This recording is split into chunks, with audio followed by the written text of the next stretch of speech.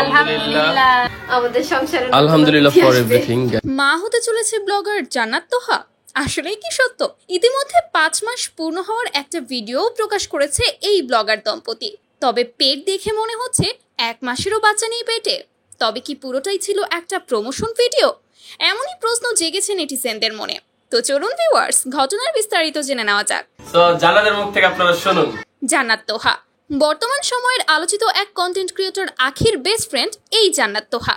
এছাড়া তার আরও একটি পরিচয় আছে। 3 মিনিট 21 সেকেন্ডের একটি অতি সিক্রেট ভিডিওতে সে কিন্তু বেশ পরিচিত।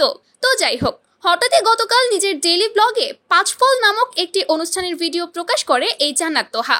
যেই ব্লগ ভিডিওর মাধ্যমে সে বোঝানোর চেষ্টা করেছে যে তার পেটে 5 মাসের বেবি রয়েছে এবং খুব শীঘ্রই সে মা হতে চলেছে। আর তার সেই ভিডিওতে কমেন্টের বন্যা বয়ে গিয়েছে, তাকে নিয়ে কটাক্ষেরও বন্যা বয়ে গিয়েছে, কেননা তার পেট দেখে কোনোভাবেই বোঝার উপায় নেই যে সে 5 মাসের অন্তঃসত্ত্বা।